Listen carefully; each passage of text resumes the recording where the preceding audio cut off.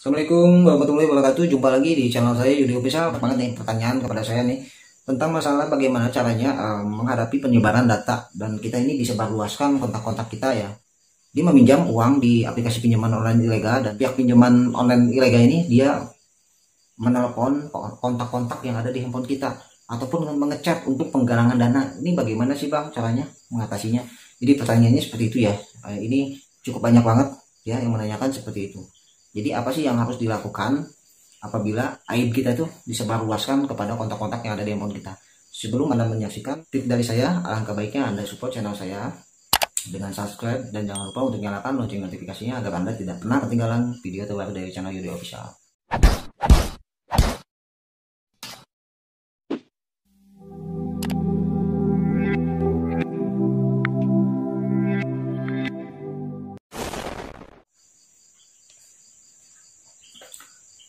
Oke, caranya cukup mudah ya. Kalau misalkan kontak-kontak Anda ini disadap ya, itu udah otomatis memang setiap kita melakukan ya pinjaman online, itu nomor kita tuh pasti tersadap oleh pinjaman ilegal ya. Tapi bedanya kalau misalkan kita pinjam di ilegal itu paling setiap kita gagal bayar ya, dia tidak pernah dia menyebarkan atau dia meminta penggalangan dana itu ke kontak-kontak kita. Di satu lain karena legal ini nggak pernah dia ini menyadap atau mengizinkan kontak yang ada di handphone kita ataupun galeri ya. Dia hanya meminta lokasi saja. Tapi di pinjaman online ilegal ini dia meminta agar kita itu mengakses semua perizinan, termasuk lokasi, kontak, galeri, SMS dan logo panggilan itu semua tersalap semua ya. Dan di satu lain juga dia membackup perangkat lunak di handphone kita. Itu udah semacam komplit ya. Jadi pertanyaannya seperti ini ya, bagaimana caranya apabila debt collector itu meminta ataupun menelpon dan chat kepada kontak-kontak kita, apa yang kita harus lakukan? Sebenarnya tidak ada pencegahan ya, mustahil kalau misalkan kita bisa mencegah supaya debt collector itu tidak menyebarkan tentang masalah hutang kita kepada teman-teman kita ataupun kontak yang ada di handphone kita. Bagaimana caranya Anda ini menjelaskan kepada teman-teman Anda? Sebenarnya nggak usah mesti Anda pikirin ya. Karena sifat manusia ini bakal bosen. Dia nggak mungkin terus-terusan seperti itu. Itu tergantung dari teman Anda nih. Biasanya teman Anda ini suka kepo, ya kepo. Dia ini pengen tahu. Nah, keseharian kita tuh dia pengen tahu. Nah, kalau misalkan teman-teman Anda nggak kepo, itu mereka itu ketika di SMS oleh pinjaman online ilegal ini bakal cuek. Tapi kalau misalkan teman Anda yang kepo menanyakan kepada Anda cukup jawab aja. Data Anda itu disalahgunakan ya, semacam kayak kemarin tadi ada yang searching ke grup saya ya. Jadi cara mengatasi tentang masalah penyebaran data ke kontak-kontak kita. Sekarang banyak banget orang yang menawarkan kredit ya, kartu kredit itu melalui telepon. Nah itu juga mesti hati-hati. Anda bisa menjadikan alasan ini.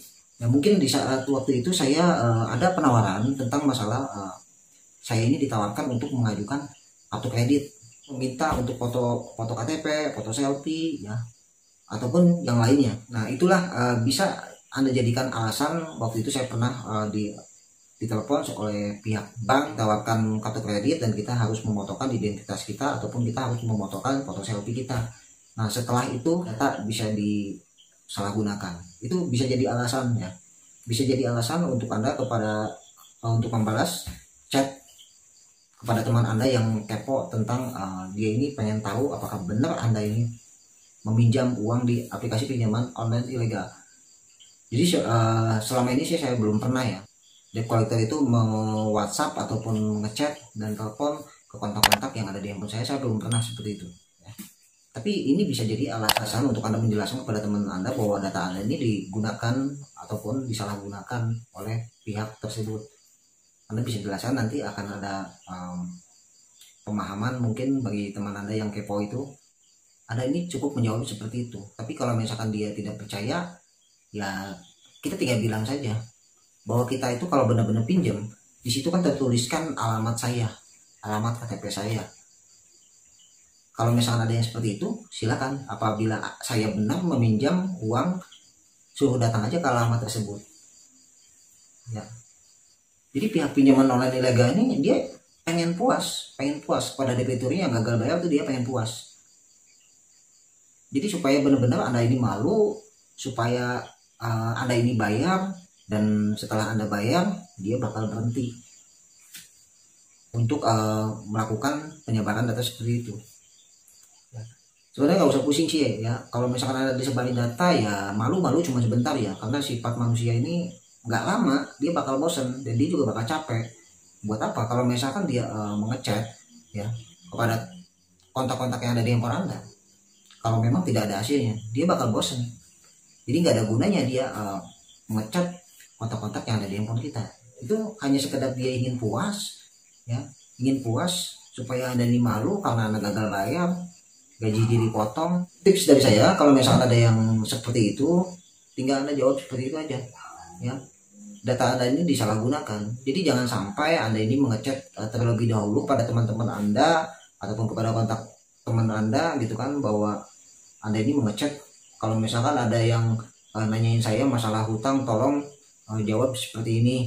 Jadi jangan sampai Anda mengechat terlebih dahulu ya sebelum dia menyebarkan data.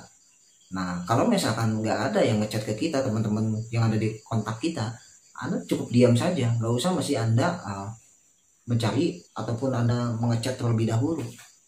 Nah, kecuali kalau misalkan teman-teman Anda ini nge-WhatsApp kepada Anda bahwa Anda ini, dia menanyakan kepada Anda ini benar-benar pinjam uang atau tidak, karena di sini saya menerima penagihan dari pihak tersebut. Nah, itu baru kita jelaskan seperti itu. Tapi kalau misalkan nggak ada, teman-teman kita nggak ada chat seperti itu, Anda cukup diam aja, cukup santai aja, nggak usah mesti Anda pikirkan masalah tentang debt collector chat kepada Anda bahwa data Anda ini bakal disebarkan kepada kontak-kontak Anda. Jadi nggak usah mesti dipikirin panjang ya. Dan Anda juga ketika Anda mendapatkan WhatsApp dari pihak debt collector pinjaman online ilegal, Anda di situ panik ya, panik bahwa Anda ini akan dipermalukan kepada kontak-kontak Anda. Itu nggak usah mesti Anda pikirkan sejauh mungkin. Gunakan otak Anda sejernih mungkin. Kalau misalkan kita semakin takut ya dengan omongan dia, dengan chat dia, itu semakin Anda tuh pusing memikirkannya. Kalau memang dia benar-benar mau nyebarin data, sebarin aja. Kalau misalkan teman Anda nggak ada chat, ya Anda cukup diam saja, nggak usah mesti Anda sampai WhatsApp atau mengasih tahu melalui via SMS bahwa misalkan kalau misalkan ada penagihan seperti itu, jawab seperti ini. Nggak usah mesti seperti itu. Kecuali kalau misalkan teman Anda ini yang benar-benar ingin tahu tentang apakah benar Anda ini meminjam uang ya. Nah, itu Anda cukup jawab seperti itu, nggak usah mesti panjang lebar, nggak usah mesti kita chat duluan pada teman-teman kita. Jadi ibaratnya Anda sendiri yang membongkar aib sendiri gitu. Oke, itu saja sih tips dari saya ya. Semoga ini bermanfaat, ini bisa jadi alasan Anda. Jadi setiap apabila ada chat dari teman Anda menanyakan tentang Anda meminjam uang di pinjaman online, diharapkan Anda ini menjawab data Anda ini disalahgunakan, dan Anda bisa menjadikan alasannya, dulu saya pernah pinjam tapi saya lunasin ya. Dan kemarin saya sempat ditawari kartu kredit ya, karena di kartu kredit ini sempat saya juga mendapatkan telepon dari pihak kartu kredit. Tapi di satu lain nih, setiap dari bank kalau misalkan dia mau menawarkan sesuatu itu harus menggunakan nomor di 15 atau 14041 biasanya ya kalau CIMB Niaga ya. Tapi kalau misalkan nomor-nomor lain itu jangan pernah Anda ini tergiur ya tentang masalah penawaran kartu kredit. Ya, kalau misalkan di nomor-nomor yang seperti biasa yang misalkan Telkomsel, Simpati, jangan pernah Anda ini tergiur dengan penawaran kartu kredit tersebut, dan Anda ini disuruh WhatsApp untuk memotokan KTP Anda ya, ataupun Anda foto selfie ataupun NPWP. Jangan pernah Anda ini memotokan foto KTP Anda ini melalui WhatsApp. Jadi pastikan apabila benar itu pihak dari bank, itu nomornya tidak mesti acak-acakan ataupun pakai nomor Telkomsel. Biasanya pihak bank ini menggunakan nomor yang 14041 semacam seperti itu. Selebihnya kalau misalkan bukan nomor seperti itu jangan sampai pernah Anda ketipu seperti itu, karena data Anda bisa disalahgunakan. Karena di 2020 ini Ya, ini udah faktor ekonomi sangatlah susah ya. Jadi dia ini memanfaatkan data-data orang untuk disalahgunakan. Jadi jangan sampai pernah Anda ini memotokkan data-data terpenting Anda ataupun KTP Anda, ya, pokoknya data diri Anda yang benar-benar penting, apalagi KTP ini sangat penting ya, karena di setiap NIK itu kan pasti mempunyai keberuntungan, yaitu bisa dimanfaatkan untuk pengajuan pinjaman online ya. Jadi jangan sampai pernah Anda ini tergiur dengan iming-iming ataupun dengan cara apapun. Intinya jangan pernah Anda ini mengirimkan atau memotokkan KTP Anda melalui WhatsApp. Biasanya suka kartu kredit ini suka dia nelpon menawarkan kartu kredit, tapi kita harus memotokkan ya, memotokkan foto KTP kita, dan kita harus mengirimkan di WhatsApp. Jangan sampai pernah seperti itu. Jadi jangan sampai data Anda ini disalahgunakan oleh orang lain. Oke, saya rasa cukup sampai di sini tips dari saya. Semoga ini bisa menjadi motivasi Anda, semoga ini bisa menjadi wawasan Anda. Bagi yang belum subscribe, silahkan di subscribe dulu, dan jangan lupa untuk nyalakan lonceng notifikasinya agar Anda tidak ketinggalan video terbaru dari channel Yudi Official.